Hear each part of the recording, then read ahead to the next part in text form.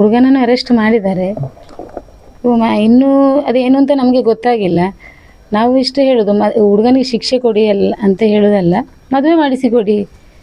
ಕಾನೂನು ಪ್ರಕಾರ ಹೋಗ್ತದೆ, ಹುಡುಗನಿಗೆ ಒಪ್ಪಿಗೆ ಇಲ್ಲದೆ ಮದುವೆ ಆಗೋದಿಲ್ಲ ಹಾಗೆ ಹೀಗೆ ಅಂತ.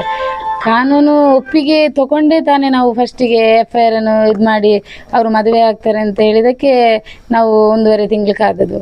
ಅದು ಕಾನೂನೇ ತಾನೆ. ಆಗಲೇ ಅವರು ಕಾನೂನು ಪ್ರಕಾರ ಹೇಳಿದಾರಲ್ಲ, 1.5 ತಿಂಗಳು ಅವನಿಗೆ 21 ವರ್ಷ ಆದ ಕೂಡಲೇ ಮದುವೆ ಮಾಡಿಸಿ ಕೊಡ್ತೇವೆ ಅಂತ ಕಾನೂನು ಮುಖಾಂತರನೇ ಹೇಳಿದಲ್ಲ. ಅದೇ ಕಾನೂನು ಈಗೇನು ಹೇಳ್ತದೆ, ಅವನಿಗೆ ಹುಡುಗನಿಗೆ ಒಪ್ಪಿಗೆ ಇಲ್ಲ ಅಂದರೆ ಮದುವೆ ಆಗೋದಿಲ್ಲ ಅಂತ. ಅದೇ ಕಾನೂನು ತಾನೇ ಅವತ್ತು 21 ವರ್ಷ ಆದಮೇಲೆ ಮದುವೆ ಮಾಡಿ ಕೊಡ್ತೇವೆ ಅಂತ ಹೇಳಿದ್ದು. ನಾನು ಅದೇ ಹೇಳೋದು, ಮದುವೆ ಮಾಡಿಕೊಡಿ. ಈಗ ನಮ್ಮ ಎಲ್ಲ ಮುಖಂಡರು ಅವರನ್ನು ನಂಬಿ ಕೂತಿದ್ದೇನೆ. ಹಿಂದೂ ಮುಖಂಡರು ಹೇಳಿದ್ದಾರೆ ಮದುವೆ ಮಾಡಿಸಿಕೊಡ್ತೇನೆ. ಅದಲ್ಲದೆ ಅಶೋಕ್ ರೈ ಅವರು ಸಹ ಹೇಳಿದ್ದಾರೆ, ನಿಮ್ಮ ಜೊತೆ ನಾವಿದ್ದೇವೆ. ಅಶೋಕ್ ರೈ ಅವತ್ತು ಹೇಳಿದರು, ತೆಗಿರಿ, ಇದು ಮುಚ್ಚಳಿಗೆ ಪತ್ರ ಕೊಟ್ಟ ಕಾರಣ ನಿಮಗೆ ಒಂದು ಪ್ರೂಫ್ ಸಿಕ್ಕಿದಾಗೆ ಆಗಿದೆ. ಸರಿ, ಇವಾಗ ಮದುವೆ ಮಾಡಿಸಿ ಅವರೇ ಕೊಡಲಿ ಅಷ್ಟೇ ಕೇಳೋದು, ಮದುವೆ ಮಾಡಿಸಿ ಕೊಡಲಿ ಅಂತ. ಹುಡುಗನನ್ನು ಕರ್ಕೊಂಡ್ಬಂದಿದ್ರು. ಪೊಲೀಸ್ನ ಕರ್ಕೊಂಡ್ಬಂದಿದ್ರು. ಅದೇ ಆವಾಗ ಅವರ ತಂದೆನೇ ಹೇಳಿದ್ದು, ಮದುವೆ ಮಾಡಿಸಿ ಕೊಡ್ತೇನೆ, 21 ವರ್ಷ ಆಗಿಲ್ಲ. ನೀವು ಕಂಪ್ಲೇಂಟ್ ಕೊಡಲಿಕ್ಕೆ ಹೋಗುವಾಗಲೇ ಅವನನ್ನು ಕರ್ಕೊಂಡು ಬಂದ? ಹೌದೌದು, ಪೊಲೀಸ್ನ ಕರ್ಕೊಂಡು. ಅದೇ ಆನಂತರ ಅದೇ ತಂದೆ ಹೇಳಿದ್ದು. ಇದು ಆಲ್ರೆಡಿ ಇದಕ್ಕಿಂತ ಮುಂಚೆ ಹೇಳಿದ್ದೇನೆ ನಾನು, ತಂದೆ ಅಂದರೆ ಮದುವೆ ಮಾಡಿಸಿ ಕೊಡ್ತೇವೆ 21 ವರ್ಷ ಆಗುವಾಗ. ಅದ ಫೋನಲ್ಲೇ ಎಂಟ್ರಿ ಆದದ್ದು. ಅವರು ಎದುರು ಬರಲಿಲ್ಲ, ಫೋನಲ್ಲೇ ಹೇಳಿದ್ದಾರೆ, ಮುಚ್ಚಳಿಕೆ ಪತ್ರ ಬರೆದು ಕೊಡಿ, ನಿಮಗೆ FIR ತೆಗೆಯುವುದಾದ್ರೆ ಮುಚ್ಚಳಿಕೆ ಪತ್ರ ಬರೆದು ಕೊಡಿ ಅಂತ ಹೇಳಿದ್ದಾರೆ. ತಂದೆ ಬರೆದದ್ದು ಮುಚ್ಚಳಿಕೆ ಪತ್ರ. ಮಗನ ಹತ್ರ ಅಲ್ಲ, ತಂದೆ ಬರೆಸಿ ಕೊಟ್ಟದ್ದು. ಈಗ ತಂದೆನೇ ಅದಕ್ಕೆ ನ್ಯಾಯ ಕೊಡಿಸ್ಲಿ, ಮದುವೆ ಮಾಡಿಸಿ ಕೊಡಿಸ್ಲಿ ಅಂತ. ಅದೇ ಮಗ ಅದನ್ನೇ ಹೇಳ್ತಿದ್ದಾನೆ, ಮದುವೆ ಆಗುದಿಲ್ಲ ಅಂತ. ಹೀಗೆ ನ್ಯಾಯ ನಮಗೆ ಕೊಡಿಸ್ಬೇಕಲ್ಲ. ಕಾನೂನು ಥ್ರೂ ಅಲ್ಲಿ ಹೋಗ್ತದೆ, ಅವನಿಗೆ ಮದುವೆ ಮಾಡಿಸ್ಲಿಕ್ಕೆ ಆಗುದಿಲ್ಲ, ಅದು ಸರಿ, ನಾವು ಒಪ್ಕೊಳ್ತೇವೆ. ಆದರೆ ಕಾನೂನು ಒಂದು ಹುಡುಗಿಗೆ ಸಹ ನ್ಯಾಯ ಕೊಡಿಸ್ಬೇಕಲ್ಲ. ನಾನು ಅದನ್ನು ಹೇಳೋದು, ಒಂದು ಹುಡುಗಿಗೆ ಸಹ ನ್ಯಾಯ ಕೊಡಿಸ್ಬೇಕಲ್ಲ. ಈಗ ಅವರು ಫಸ್ಟಿಗೆ ಹೇಳಿದ ಪ್ರಕಾರ ಕಾನೂನು ಮುಖಾಂತರನೇ ಅವ್ರು ಹೇಳಿದ್ದು 21 ವರ್ಷ ಆದ ಕೂಡಲೇ ಮದುವೆ ಮಾಡಿಸಿ ಕೊಡ್ತೇವೆ ಅಂತ.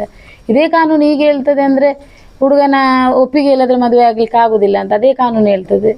ಹಾಗಾದರೆ ಇಲ್ಲಿ ಹುಡುಗನಿಗೆ ನ್ಯಾಯ, ಹುಡುಗಿಗೆ ನ್ಯಾಯ, ಎರಡರಲ್ಲಿ ಯಾರಿಗೆ ನ್ಯಾಯ ಅಂತ ಬೇಕಲ್ಲ. ಈಗ ಹುಡುಗನಿಗೆ ನ್ಯಾಯ ಸಿಗ್ಬೋದು, ನಾಳೆ ಹೊರಗಡೆ ಬರ್ಬೋದವ. ಹುಡುಗಿಗೆ ನ್ಯಾಯ ಅದೇ ನಾನು ಹೇಳ್ದು, ಮದುವೆ ಮಾಡಿಸಿ ಅಷ್ಟೇ, ಮದುವೆ ಮಾಡಿಸಿ ಕೊಡಿ ಅಷ್ಟೇ ಕೇಳಿದ್ರು. ಈಗ ಇವರು ಬಜರಂಗ ದಳದವರಾಗಲಿ, ಹಿಂದೂ ಮುಖಂಡರಾಗಲಿ, ಅಶೋಕ್ ರೈ ಅವರಾಗಲಿ ಎಲ್ಲ ನಮಗೆ ಸಪೋರ್ಟ್ ಮಾಡಿದ್ದಾರೆ. ನಿಮ್ಮ ಹಿಂದೆ ಬೆಂಬಲ ನಾವಿದ್ದೇವೆ. ನಾನು ಅಷ್ಟೇ ಕೇಳಿ, ಹಿಂದೂ ಮುಖಂಡರೆಲ್ಲ ಇದ್ದಾರೆ ನಮ್ಮ ಜೊತೆ, ನಮಗೆ ಮದುವೆ ಮಾಡಿಸಿ ಕೊಡಲಿ.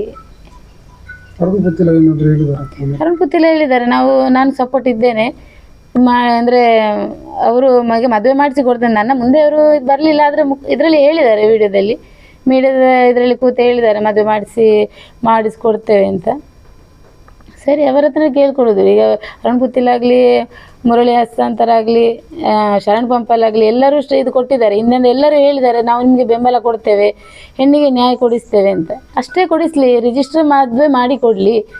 ಅವನಿಗೆ ಶಿಕ್ಷೆ ಕೊಡಿಸಿ ಅಂತ ನಾವು ಅವನು ಜೈಲಲ್ಲಿ ಕೂತ್ಕೊಳಿಸಿದಲ್ಲ. ಅವನು ಜೈಲೇ ಬೇಕಾ ಶಿಕ್ಷೆ ಬೇಕಂತ ಅವನು ಜೈಲೇ ಬೇಕು ಅಂತ ಹೇಳಿದಂತೆ, ಮದುವೆ ಆಗೋದಿಲ್ಲ ಅಂತ. ನಮಗೆ ನ್ಯಾಯ ಕೊಡಿಸಿ, ಹೆಣ್ಣು ಮಗುವಿಗೆ ಒಂದು ಮದುವೆ ಅಂತ ಮಾಡಿಸಿ ಕೊಡಿ ಅಷ್ಟೇ ಕೇಳೋದು.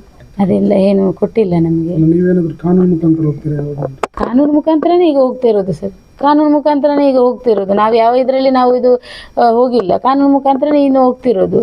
ಇವರನ್ನು ನಂಬಿ ಇದ್ದೇನೆ. ಈಗ ಎಲ್ಲ ನಮಗೆ ನಮ್ಮ ವಿಶ್ವಕರ್ಮ ಆಗಲಿ, ಹಿಂದೂ ಮುಖಂಡರಾಗಲಿ, ಅಥವಾ ಈಗ ನನಗೆ ಬೆಂಬಲ ಕೊಟ್ಟ ಎಲ್ಲ ಇದಕ್ಕೆ ಮೀಡಿಯಾದವರಾಗಲಿ, ಪ್ರೆಸ್ನವರಿಗೆ ಆಗಲಿ ನಾನು ಇಷ್ಟೇ ಕೇಳ್ತಿರೋದು, ನನ್ನ ಹೆಣ್ಣು ಮಗಳಿಗೆ ನ್ಯಾಯ ಕೊಡಿಸಿ, ಮದುವೆ ಮಾಡಿಸಿ ಕೊಡಿ ಅಷ್ಟೇ ನಾನು ಕೇಳ್ತಿರೋದು.